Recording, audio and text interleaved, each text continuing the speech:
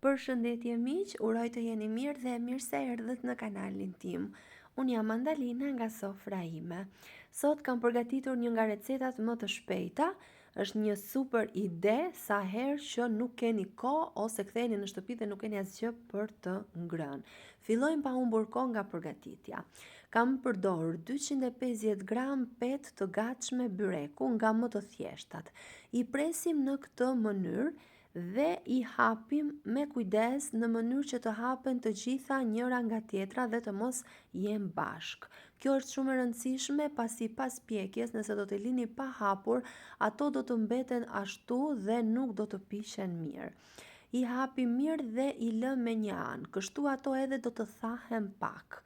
Ndërkohë që petët i lëm me një anë, në një tjetër enë do shtojmë 2 vezë, 50 ml vaj ulliri, 200 ml qumësht, një lugë çaj krip dhe masën do ta përziem shumë mirë.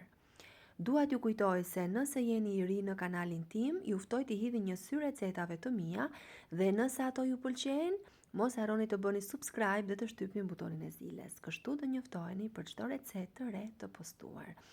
Tavën e lyejm me vaj siç e patët në video dhe në pjesën e parë do shtojmë gjysmën e petëve që kemi prerë.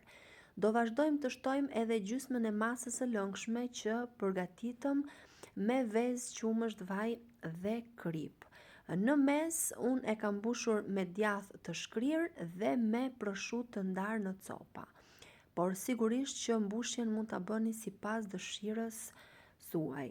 Pasi kemi vendosur edhe prosciutton, do shtojmë gjysmën e tjetër të petëve, duke i hapur mirë në sipërfaqe. Ja kështu në mënyrë që të jenë në mënyrë të njëtrajtshme. Do shtojmë edhe pjesën tjetër të lëngshme që ka tepruar nga pjesa e parë, do ta hapim mirë me ndihmën e një lugë në mënyrë që të gjitha petët në sipërfaqe të zbuten me masën e lëngshme. Dhe do ta pjekim në furrë të parangrohur në 200 gradë derisa të jetë gati. Nëse keni dëshirë në sipërfaqe mund të shtoni edhe djath shtesë ose fara susami. Unë e kam provuar në të gjitha mënyrat dhe del vërtet fantastik. Unë e quaj byrek 5 minuta këtë, sepse vetëm 5 minuta kohë përgatitje merr. Është dhe një ide mjaft të mirë sepse mund ta përgatisni në mëngjes herët dhe fëmijët ta marrin në shkollë ose ju vetë në punë. Është një ide vërtet shumë e shpejtë dhe mbi të gjitha është shumë i shijshëm, edhe nëse ftohet sërish shija e tij mbetet, pra mund ta konsumoni edhe të ftohtë. Unë ju sugjeroj ta provoni, ta shijoni dhe do më kujtoni gjatë për këtë recetë dhe do bëhet i preferuari juaj, sidomos për ju që nuk keni kohë që të hapni petë në shtëpi. Nëse ju pëlqeu kjo video, mos harroni të bëni like dhe të lini përshtypjen tuaj në koment. Unë ju falenderoj nga zemra që më ndiqni.